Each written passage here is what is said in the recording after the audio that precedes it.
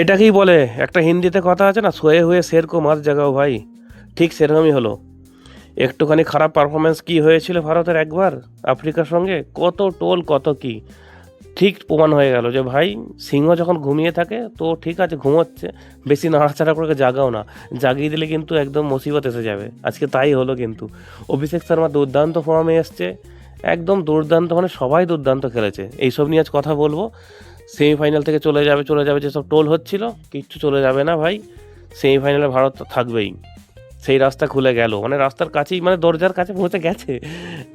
চলুন এইসব নিয়ে একটু ভিডিওটা করি, একটু ভিডিওটা মন দিয়ে শুনুন, 2-3 মিনিটের ভিডিও, বেশি লম্বা নয়। নমস্কার বন্ধুরা, আমি পাপাই আছি আপনাদের সঙ্গে খেলার খবর 11 চ্যানেলে, আর সাথে আপনাদের সঙ্গে অনেক অনেক অনেক অনেক স্বাগতম এই চ্যানেলে। চলুন আজকের খেলাটা যেটা হলো দুর্দান্ত, অভিষেক শর্মা আবার তার ছন্দে ফিরে এসেছে।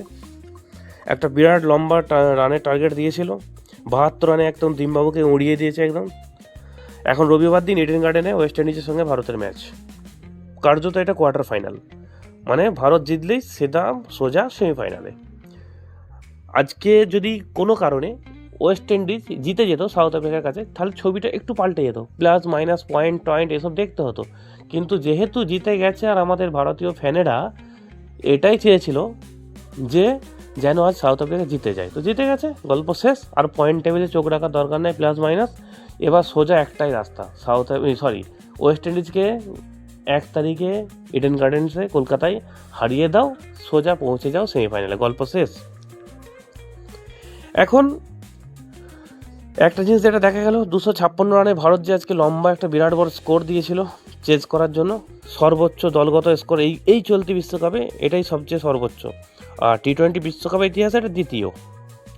তবে হ্যাঁ, জিম্বাবুয়ে কিন্তু 184 রান পর্যন্ত চলে গিয়েছিল, খুব ভালোই খেলেছিল, একদম যে খেলতে পারিনি তা নয়, কিন্তু পাওয়ার প্লেতে উইকেট ফেলতে পারিনি একদম, কিন্তু রান সেরকম হয়নি। আর 256 রান যে চেস করে নেবে, এটা তো কেউ ভাবেও নি, আর কেউ মাথাতেই আনিনি এই কথা, তাই না? যাই হোক, সঞ্জু স্যামসনকে এবারে টপ অর্ডারে পরিবর্তনের সুযোগ দেওয়া হয়েছে, টপ অর্ডারে খুব ঠিক আছে, টুকটাক খেলে দিয়েছে। হ্যাঁ, আচ্ছা, অভিষেক শর্মার সঙ্গে ওপেনিং করতে এসেছিল, 15 বলে একটা 24 রানের ছোটো পাড়ি খেলেছে, খারাপ নয়, ঠিক আছে। পাওয়ার প্লেতে দ্রুত রান, দলকে দুর্দান্ত পারফরমেন্স দিয়েছে, শুরু করেছিল ভালো, হ্যাঁ, 4 ওভারের মধ্যেই 50 পার হয়ে গিয়েছিল, খুব ভালো ছিল। সবচেয়ে বড়, অভিষেক আবার ছন্দে ফিরলেন, 30 বলে 55 রান, 4টি চার 4টি ছক্কা, 26 বলে অর্ধশত রানও করেছেন। এখন আত্মবিশ্বাস ফেরানোর জন্য এই ইনিংসটা কিন্তু অত্যন্ত গুরুত্বপূর্ণ ছিল, তাই না? ঈশান কিষানও খুব সুন্দর একটা পারি খেলেছে, 24 বলে 38 রান। সূর্যকুমারও খেলেছে 13 বলে 33 রান। আচ্ছা, হার্দিক পান্ডিয়া যখন আসে তখন একটা খুব সুন্দর জুটি খেলে, 31 বলে 84 রানে একটা জুটি, হার্দিক পান্ডিয়া তিলক বর্মা দুর্দান্ত জুটি করে। হার্দিক পান্ডিয়া 23 বলে অর্ধশত রান করে, হ্যাঁ, শেষ বলে আবার 2 বলে 2টো ছক্কা। তিলক বর্মাও খুব সুন্দর পারি খেলেছে, মানে ওরও একটা কামব্যাক হলো, কদিন তো টেস্ট খেলছিল যেন মনে হচ্ছিল, তো খুব সুন্দর কামব্যাক হলো, 16 বলে 44 রানের একটা দুর্দান্ত পারি, হ্যাঁ না, 256 রানের টার্গেট। এবার তাড়া করতে রানটা নেমে পাওয়ার প্লেতে উইকেট ফেলেনি, একটাও ফেলতে পারেনি ভারতীয় টিম, জিম্বাবুয়ের উইকেট, কিন্তু রান সেরকম দেয়নি।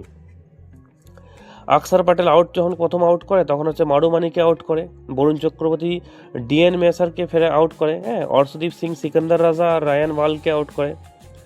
হ্যাঁ, ব্রেন বেনেট দুর্দান্ত রান খেলেছে, 97 রানে নট আউট, আর দুর্দান্ত পাড়ি খেলেছেন, 34 বলে অর্ধশত রান করেছেন, 17 রানটা মিস করেছে, কিন্তু তার লড়াইটা অবশ্যই প্রশংসনীয়। কিন্তু সূর্যকুমারের একটা এখানে প্রশ্ন তুলেছে ডিসিশনের ক্যাপ্টেন্সিতে, সেটা হচ্ছে শিবম দুবেকে 2 ওভার বল দেওয়া কি খুব জরুরি ছিল? 2 ওভার বলে 46 রান খেয়েছে। এটা কিন্তু ওয়েস্ট ইন্ডিজের মতো শক্তিশালী দলের বিরুদ্ধে যদি এই ভুলটা করে, তাহলে কিন্তু সামান্য বিপদ হলেও হতে পারে, ওই জায়গাটায় খেয়াল রাখতে হবে।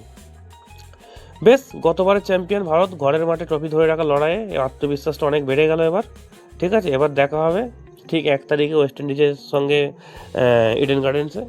এবার আপনার মতামত অবশ্যই কমেন্ট করতে ভুলবেন না, আর ভিডিওটা ভালো লাগলে অবশ্যই চ্যানেলটা সাবস্ক্রাইব করুন। আপনার